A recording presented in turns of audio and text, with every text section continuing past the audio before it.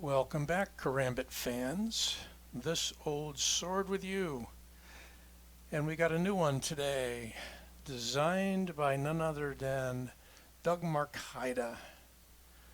We have that one, Marcaida Talon Fixed, by the 511 company. They make more than pants and other gear, backpacks and what have you. They do make knives. I've reviewed a few of them. They tend to go out there and make some unusual knives that seldom get reviewed and maybe don't get the praise they deserve, what with all the other companies out there. So, you'll see a few videos online of Doug demoing this knife. The concept is this is his Talon design. So it doesn't really hook much like a regular karambit. But before we get into how it's used or supposed to be held, let's look at some of the materials. It is out of D2. And you may like that or you may not like that, but it's a good staple steel. People raved over it for many years till they got tired of it. Some of us still like it now. You've got Doug Marcaida's name on it in a deeply grooved or machined in recess on that side of the blade. It's made in Taiwan, not China, Taiwan. We used to call them nationalist China, but politics have changed and we don't use that term anymore. Anyway, there's a model number, I believe, 51167, and then you've got some significant branding, billboarding in the recess on the left side of the knife. What's interesting is the grips are clear. They remind me of Lexan, but they are FRN. I never knew they made a clear FRN, which is a fiberglass reinforced nylon. It's skeletonized underneath. Conceivably, you could remove these completely, and I believe it would still fit in its sheath.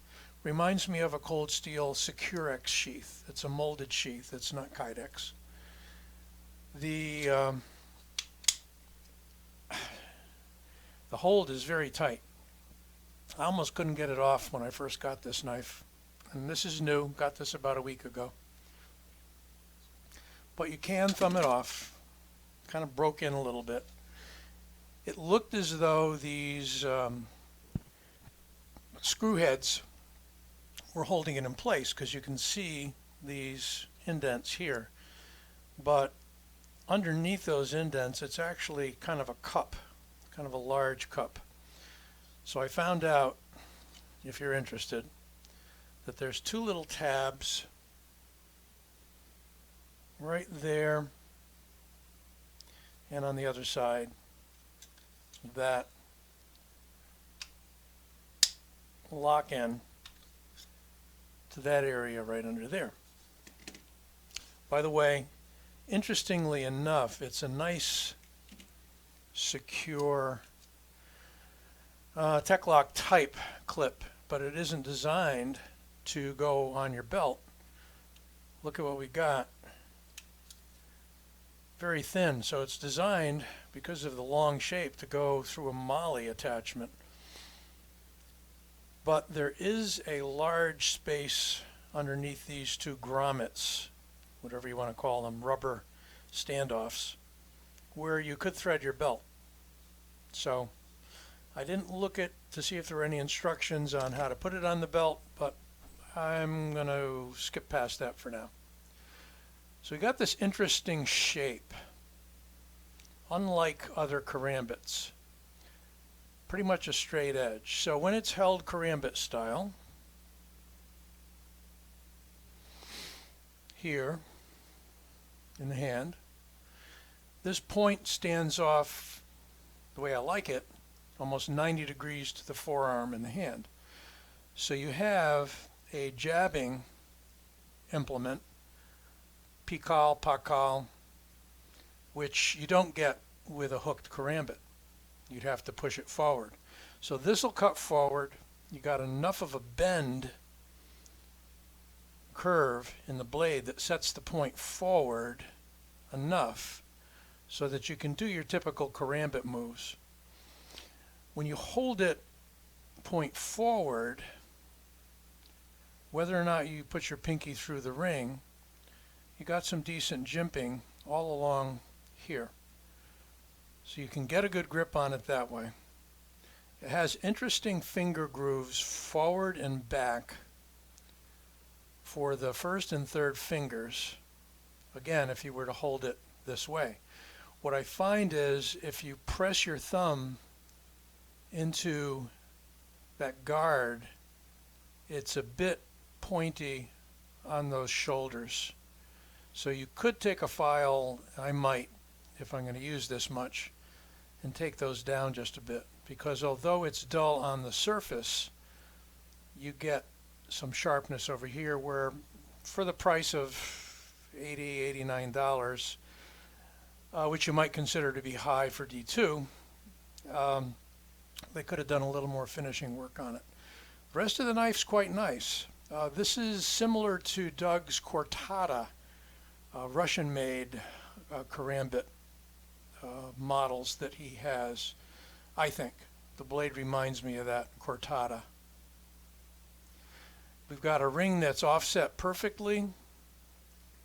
Notice that rings on knives that you're going to actually put your index finger through need to be set forward, because if they're set right over the axis of the handle, the blade tends to fold back like that when you have your finger through the ring. Let's imagine the ring was here. You've got to angle it too severely, and you've only got one way to use the point, which is in this narrow little angle here between the blade and your forearm. It's much better here at the 90-degree point. So having said that, a couple other things about the blade. It's got a very short flat grind. Although it has a shaving sharp edge, it's not a particularly aggressive edge. I'm sure with enough momentum and pressure behind it, it's going to cut and do the job that it's supposed to do. It's a thick stock, and while I'm chatting that particular thing up, let's take a look at some of the measurements. So we've got almost 4 millimeter blade stock. We'll call it 4 millimeters. The handle thickness, fairly thin, 0.48 inches.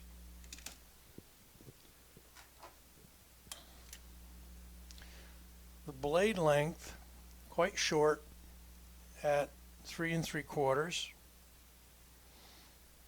Come on, focus. 3 3/4.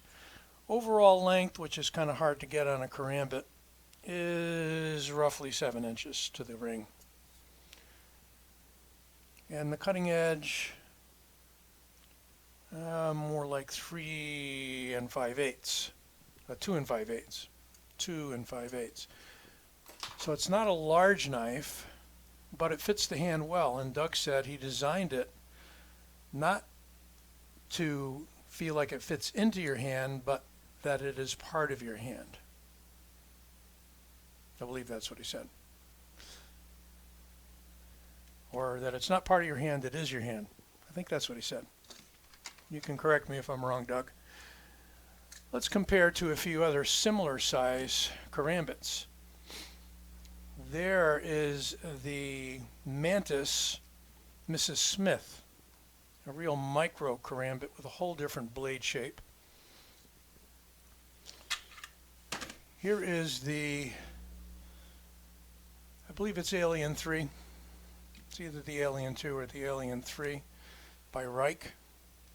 More of a classic karambit in terms of the size of the blade and the point coming forward. This one, I think, is it's completely sterile of any markings. I think it's XN690, excuse me.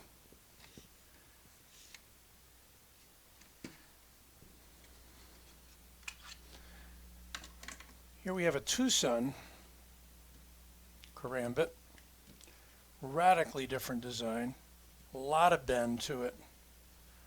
I mean, when you look at this thing, it's like some kind of weird toucan. And see if I can find the TS number for this and put it in the comments. It's a 60 something, I believe.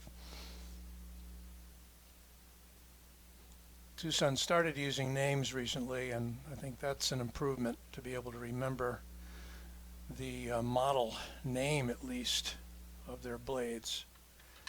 I've cut myself a few times on this one. For some reason, it's just a gnarly blade. Always finds you. Last but not least, for comparison, we have the Karambit by Columbia River Knife and Tool, meant to be a minimalist.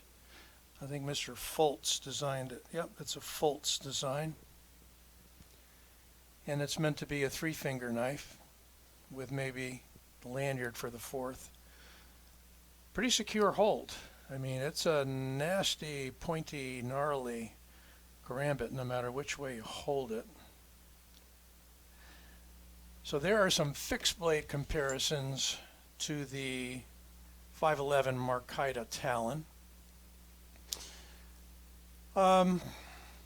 It's a nicely done karambit for use, and certainly knowing that Doug is a karambit expert. You've seen him on Forged in Fire, and you've seen some of his videos on Funker Tactical and so forth. How about a weight? I do forget the weight. Try to forget my own. 2.61 ounces, very light. Was designed to be light. Was designed to feel like it's part of your hand. Either hold, it's quite comfortable, I will say, with the exception of those two little points on the guard there that you can probably diamond file down if you wanted to, but you'd lose the black coating, whatever that happens to be. I'm not sure what it is. So if you're a karambit aficionado, karambit lover, you know your karambits, you might have a collection, you might use them, you might train with them. Well, this is one for consideration. The 511 Talon, designed by Doug Marcaida. This old sword signing out. If you enjoyed this video, give it a like and don't forget to subscribe as always. Take care.